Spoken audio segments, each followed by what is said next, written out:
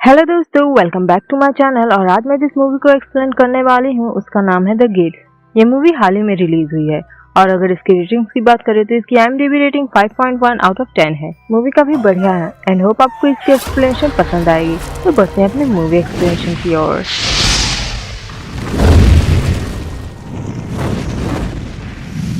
ये movie 1890 London के time के एक सीरियल किलर के ऊपर बेस्ड है जिसका नाम विलियम कोलकॉट होता है। और फिर हम देखते हैं कि उस आदमी ने एक लड़की को बांध कर रखा हुआ होता है और उसके शरीर पर उसने बहुत सारे सैटेनिक टैटूज भी बनाए हुए होते हैं और शायद वो उस लड़की पर कुछ ऑकल्ट रिचुअल्स प्रैक्टिस कर रहा होता है। वो लड़की बेहोशी की हालत में होती है और उस लड़की के नीचे हम एक लाश को देखते हैं और उस लाश के फेस को जिन कपड़ों से ढका गया था उन पर भी कुछ सैटेनिक स्क्रिप्चर्स बने हुए थे। और उस आदमी की बातों से हमें ये पता चलता है कि शायद वो उसकी वाइफ है जो मर चुकी है और वो आदमी एक डार्क रिचुअल परफॉर्म कर रहा है अपनी वाइफ को जिंदा करने के लिए। और वो कहता है कि वो लड़की उस रिचुअल के पूरा होने के लिए एक आखिरी सैक्रिफाइस है और उसके बाद ही उसकी वाइफ जिंदा हो जाएगी। लेकिन जैसे ही वो लड़की होश में आ जाती है वो अपनी जान बचाने के लिए जोर जोर से चिल्लाने लगती है और उसकी आवाज सुनते ही शायद सैनिक जो पहले से ही कोलकॉट के तार में बैठे हुए थे वो दरवाजा तोड़कर रूम में एंटर हो जाते हैं। लेकिन कोलकॉट बिल्कुल भी नहीं रुकता और वो उस लड़की का गला रेत देता है ताकि उस लड़की का खून उसके वाइफ के मुंह में जाकर गिरे और उसकी वाइफ जिंदा हो जाए। और इस तरह से न जाने उसने अपनी वाइफ को कितनी ही लड़कियों की बलि चढ़ाकर अपनी वाइफ की लाश को उन लोगों का खून पिलाया होगा। कोलकॉट उन सैनिकों से लड़ाई करता है और उन्हें घायल भी कर डालता है और तभी वो देखता है कि वो लड़की तो मर चुकी है लेकिन उसकी वाइफ अब तक जिंदा नहीं हुई। ये देखकर वो बहुत ही ज्यादा उदास हो जाता है। नेक्स्ट हम कोलकॉट को सलाखों के पीछे देखते हैं और वो वहाँ पर भी अपने तंत्र मंत्र की प्रैक्टिस कर रहा होता है और उस दिन उसके जीवन का आखिरी दिन होता है जेल में। कोलकॉट को सिर्फ एक ही हफ्ते की सजा दी थी जेल में रहने के लिए और उसके तुरंत बाद ही उसे मौत की सजा सुना दी गई। कोलकॉट को अपने मौत का कोई भी डर नहीं होता और वो वहाँ के गार्ड्स को भी अपने हरकतों से डरा रहा होता है। और फादर जब उसके मरने से पहले प्रेयर्स पढ़ने के लिए आते हैं तब वो उनके गॉड का भी मजाक उड़ाता है और उसके बाद वो गार्ड कोलकॉट को पकड़ कर लेकर जाता है। और उस समय अमेरिका से किसी ने कैदियों को मौत के घाट उतारने के लिए एक नए तरीके को इन्वेंट किया हुआ होता है जिसका नाम इलेक्ट्रिक चेयर था। और कोलकॉट वो पहला व्यक्ति था जिसे इलेक्ट्रिक चेयर पर बैठकर मरने का मौका मिल रहा था और इससे उनका टेस्ट भी पूरा हो जाएगा जिस किसी ने भी इस चीज को इन्वेंट किया होगा। उस वक्त वहाँ पर मौजूद गवर्नर, जज वगैरह तब कोलकॉट पर लगे इल्जामों को बताते हैं कि कोलकॉट पर 28 लड़कियों के कत्ल का इल्जाम है और क्या वो इसके लिए गिल्टी है। तब कोलकॉट कहता है कि बिल्कुल भी नहीं। और जब फादर प्रे करते हैं कि may God have mercy on your soul तब कोलकॉट कहता है कि गॉड को तो कभी उसकी सोल मिलेगी ही नहीं क्योंकि शायद वो अपनी सोल पहले ही शैतानों को बेच कर आया था। तभी उन गार्ड्स को ऑर्डर मिलता है कि कोलकॉट को मारने की प्रक्रिया पूरी की जाए। तब वो गार्ड्स उसे चेयर पर बांध देते हैं और उसके फेस को ढककर इलेक्ट्रिक स्विच को ऑन कर देते हैं।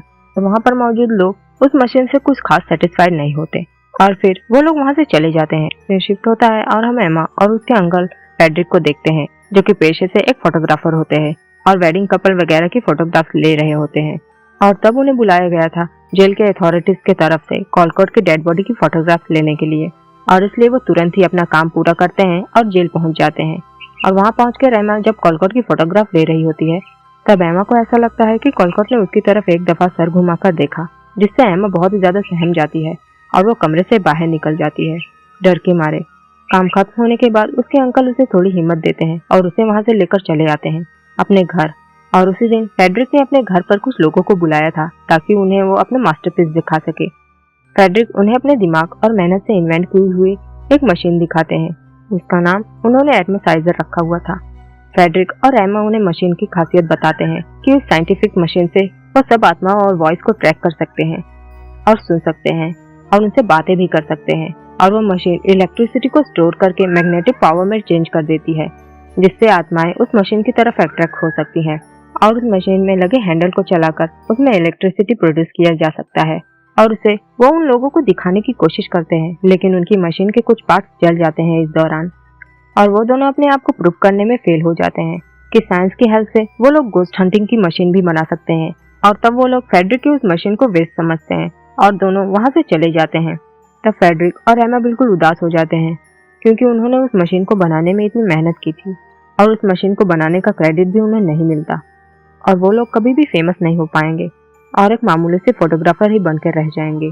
फ्रेडरिक बाहर जाने के बाद बड़े गुस्से में ही घर लौट कर आता है जहाँ पर वो एमा को उस मशीन को ठीक करते हुए देखता है और वो एमा से कहता है कि वो फालतू की चीजों में अपना वक्त जाया ना करे, इसका कोई भी फायदा नहीं है। लेकिन एमा सोचती है कि वो मशीन बन जाएगी और साथ ही साथ वो उन फोटोग्राफ के काम को भी देख रही होती है।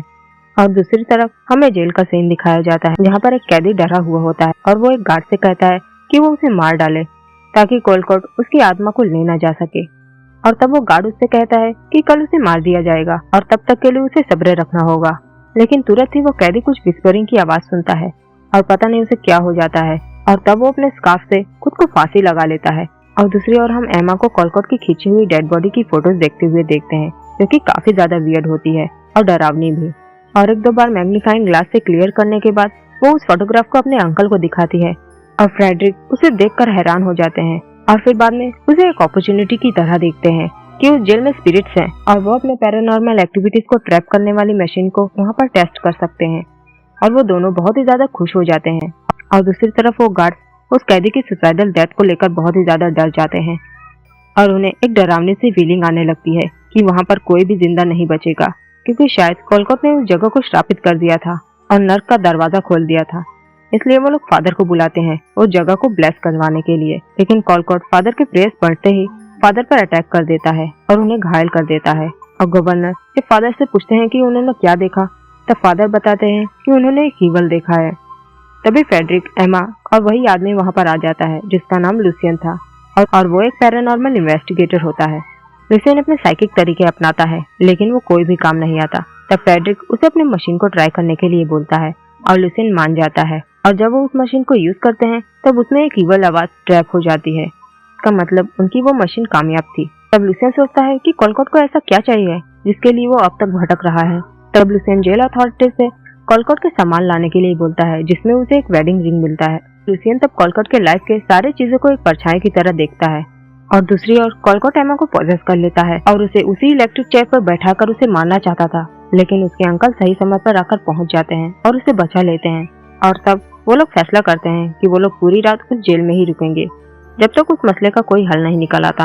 और रात में जब सब लोग सो रहे होते हैं, शायद तभी कोलकॉट की आत्मा उस मशीन को चालू करके उसमें से असीमित इलेक्ट्रिक एनर्जी भरने लगती है ताकि वो और भी ज्यादा पावरफुल हो जाए। और दूसरी ओर एक गार्ड की वाइफ उन्हें बेल रिंग करके परेशान कर रही होती है क्योंकि उसका हस्बैंड घर नहीं आया था और वो जबरदस्ती दरवाजा खुलवाकर जेल के अंदर आ जाती है। तब वो गार्ड उसे गवर्नर की नजरों से छुपकर रहने के लिए बोलता है। उस जेल के कैदी लुसियन को उस जगह को छोड़कर भाग जाने के लिए बोलते हैं क्योंकि उसके हिसाब से कोलकॉट बहुत ही ज्यादा डेंजरस है। उसने जेल में मौजूद सारे लोगों को श्रापित कर दिया होता है मरने के लिए। और हम उस जेल के हर कैदी को पागल की तरह बिहेव करते हुए देखते हैं। उनमें से एक कैदी अपना सर पटक कर सुसाइड कर लेता है। लुसियन कोलकॉट के वेडिंग रिंग को हाथ में लेकर उसे बुलाने की कोशिश करता है कि वो बताए कि उसे क्या चाहिए। कोलकॉट तुरंत ही आकर लुसियन पर अटैक कर देता है और उस रिंग को उसे छीनने लगता है। और रियलिटी में उसने लुसियन के हाथ को बहुत बुरी तरह से जला दिया था उस रिंग के शेप में।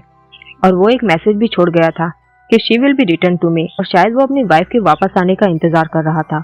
और तभी हम उस गार्ड की वाइफ को देखते हैं जिसे कोलकॉट ने पूरी तरह से पॉजेस कर लिया होता है। और तभी उस लेडी का हस्बैंड वहाँ पर आ जाता है उसे देखकर।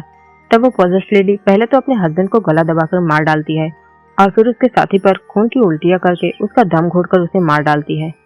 लुसियन कहता है कि एमा के बगल में एक पॉजिटिव पावर हमेशा मौजूद रहती है जिसने उसे उस मुसीबत की घड़ी में बचा लिया। तब लुसियन एमा से कहता है कि वो जाकर पहले अपने अंकल को देखे। तभी वो लेडी वहाँ पर आकर उस मशीन को बड़ी तेजी से भगाने लगती है, लेकिन फ्रेडरिक उसे मारकर गिरा देता है। लेकिन थोड़ी देर में वो लेडी फिर से उठकर खड़ी हो जाती है और एमा पर अटैक कर देती है, लेकिन एमा भी उसे मारकर गिरा देती है।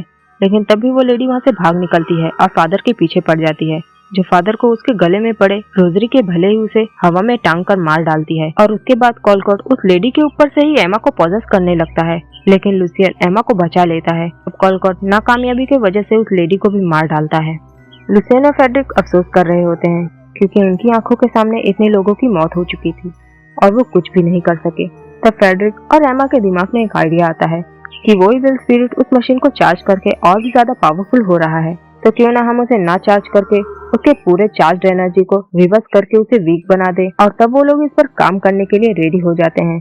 लेकिन तब लुसियन कहता है कि उन्हें किसी और चीज की जरूरत पड़ेगी, किसी ऐसी चीज की जो कोलकॉट के लिए एक नेगेटिव चीज हो और वो उसे कैद कर सकती हो। तब एमा उन्हें सजेस्ट करती है कि वो चाबी जिसने उसे कैद करके रखा हुआ था जेल में, जो कि लुसियन के हिसाब से एक प्रोसेस नेगेटिव चीज था, और बस वो अपने मशीन को इलेक्ट्रिक चेयर में कनेक्ट कर देते हैं और उसके पावर को वह कैपेसिटर में ड्रेन कर देंगे। और जैसे ही कॉलकॉट की स्पिरिट वहां पर आएगी, वो सारा चार्ज उस बड़े से कैपेसिटर में डिस्चार्ज कर देंगे। और तब लुसियन कॉलकॉट को बुलाने के लिए कॉलकॉट की बड़ी निंदा करता है, जिससे बहुत ही ज्यादा गुस्सा आने लगता है और वो बाहर आ जाता है। और कुछ ही पल में वो लुसियन के पास आकर खड़ा हो जाता है। लुसियन उसे उस चाबी में ट्रैप करने की कोशिश करता है, लेकिन कुछ ही पल में कॉलकॉट लुसियन के अंदर समा जाता है। तब लुसियन अपने आप के हाथ से इलेक्ट्रिक हैंडल को टच कर लेता है, जिससे कि उसे तगड़ा वाला शॉक लग जाता है, लेकिन वो कामयाब हो जाता है कॉलकॉट से पीछा छुड़ाने में। सीन शिफ्ट होता है और हम एमा और फ्रेडरिक को देखते हैं, जो कि अब भी एक पोस्टमार्टम फोटोग्राफर का काम कर रहे होते हैं। और तभी लुसियन वहां पर आकर पहुंच जाता है और वो फ्रेडरिक को उसके काम का क्रेडिट देता है। इस चीज को देखकर फ्रेडरिक बहुत ही ज्यादा खुश हो जाता है।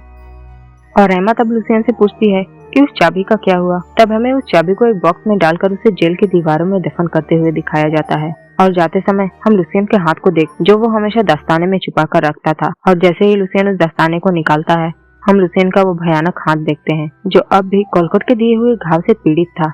और शायद कॉलकॉट कहीं भी नहीं गया था, बल्कि उस लास्ट मोमेंट पे लुसियन के अंदर ही समा गया था, ताकि वो अपनी वाइफ को हासिल कर सके। और इसी के साथ ये मूवी यहीं पर एंड हो जाती है। तो दोस्तों, अगर आपको मेरा वीडियो एक्सप्लेनेशन पसंद आया हो तो प्लीज से मेरे वीडियो को लाइक और मेरे चैनल को सब्सक्राइब करके नोटिफिकेशन आइकन पर क्लिक कर दे, ऐसे ही वीडियो एक्सप्लेनेशन पाने के लिए। तो मिलते हैं नेक्स्ट वीडियो में, तब तक के लिए goodbye, take care and thanks for watching.